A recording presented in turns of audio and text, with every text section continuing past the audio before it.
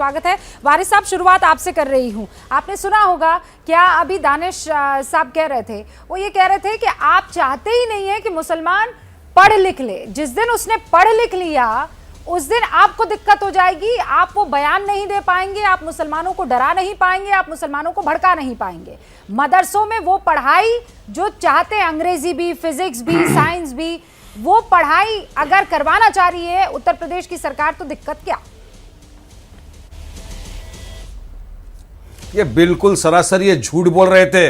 मैंने सुना दानिश अंसारी साहब की बात को, वो चाहते हैं कि मुसलमान को पढ़ाना दिया जाए। अरे तो सरकार जो है भाजपा की, रूबिका जी, ये तो एंटी मुस्लिम, एंटी इस्लाम टोटल है, पूरे देश को मालूम है। अब देखिए मदरसों के नाम के ऊपर शुरू हो गया सर्वे करने। क्या जरूरत है सर्वे करने की? चलो मैं पूछता हूं, क्या जरूरत थी सर्वे कराने की? मगर सर्वे तो सिर्फ एक बहाना है मुसलमानों को हैरेस करना, मुसलमानों को डरा दबा के रखना भाजपा की आदत पड़ चुकी है। और ये कौन से सर्वे करवा रहे हैं? प्राइवेट मदरसा।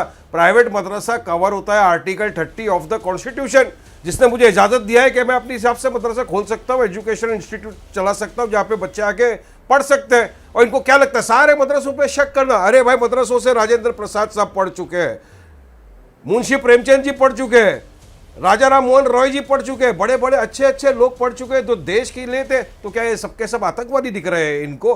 और ये भूल जाते हैं ये बात को रूबिका जी बार बार, कि यही वो मदरसे थे जब आजादी की लड़ाई लड़ रहे थे, तब यहीं से आवाज आ रही थी कि जाओ शहीद हो। शहीदों के फतवे निकले जा रहे थे और ये आरएसएस के हेडक्वार्टर से माफीनामे जा रहे थे, ब्रिटिशरों के तलवे चाटे जा रहे थे।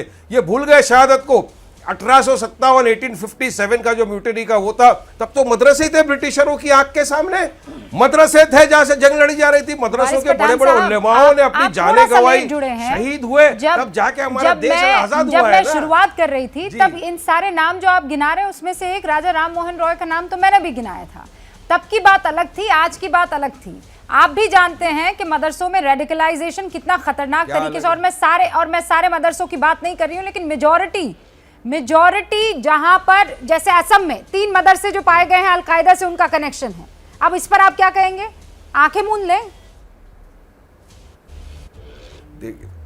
सुनिए, नहीं आंखें नहीं मूंदना है। अगर किसी का अलकायदा से कनेक्शन है, आप उसको अरेस्ट करिए, यूएपीए लगाइए, सख्त कार्रवाई करिए, लेकिन एक प्रिंसिपल समझिए, उसकी वजह से क्या पूरा मदरसे को उड़ा देंगे? अगर एक स्कूल का प्रिंसिपल रूबिका जी किसी गैर कायदे के अंदर अरेस्ट हो जाता है, किसी भी समझो आतंकवादी गतिविधि में अरेस्ट हो जाता है, तो क्या आप पूरी स्कूल को उड़ा डालेंगे क्या?